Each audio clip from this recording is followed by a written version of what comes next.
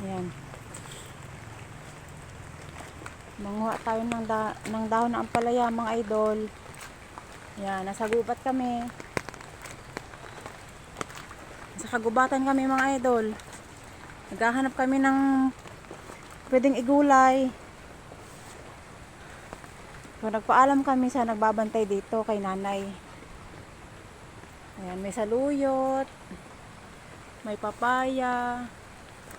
Tapos, ang hinahanap namin, dahon ng ampalaya, yung ligaw. Kasama ko ate ko. Gabi na, mga idol, alas 6 ng gabi. Wala kaming maigugulay. Kaya, nagpunta kami rito para manguha ng pwedeng gulayin.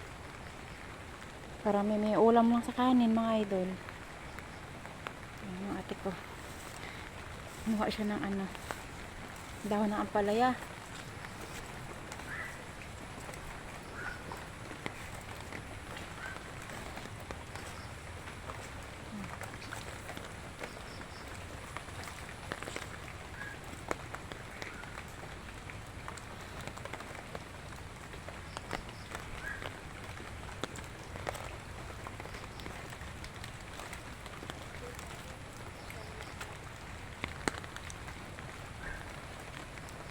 Nasa gubat po kami, ayan. Sagingan. Ayan.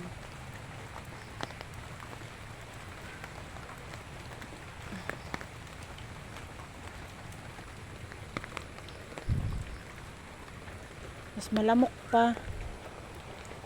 May sili. May sili, manguha tayong sili. Masarap to sa bagoong.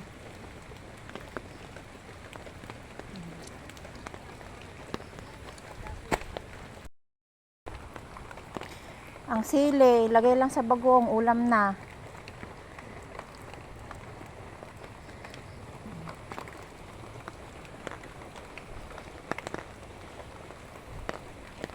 Basta may bagoong.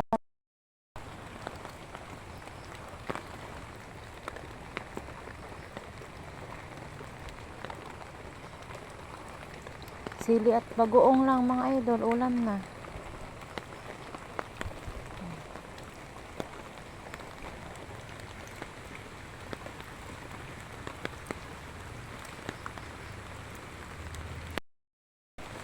Ayan, nanguha tayong saluyot dahil wala tayong ulam.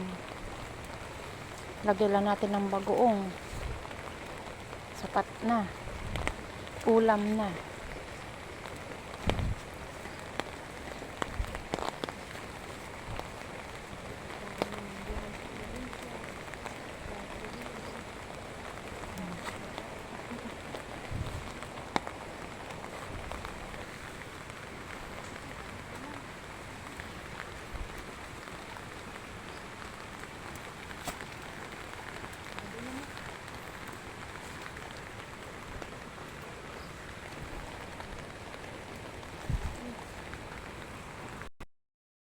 Okay na po, uwi na po kami kasi gabi na. Madilim na dito sa kagubatan. Tsaka marami ding lamok.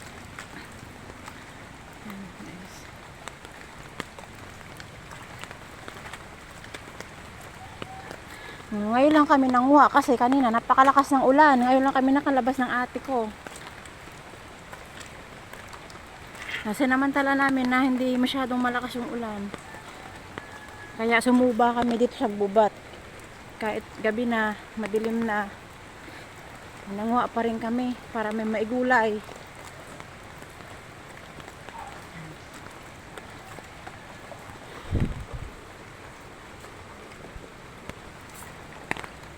Medyo maputik lang.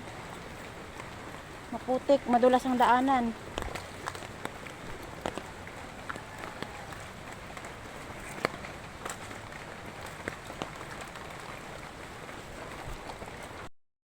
Maglakad ni ate, andun na agad siya sa unahan.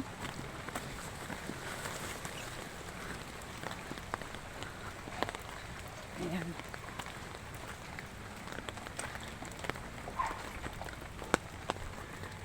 Nay, thank you po.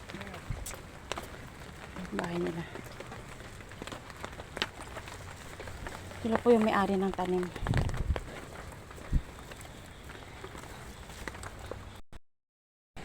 Ayan, nakakuha na kami. Hoy! Payong ko na nalipad ng hangin.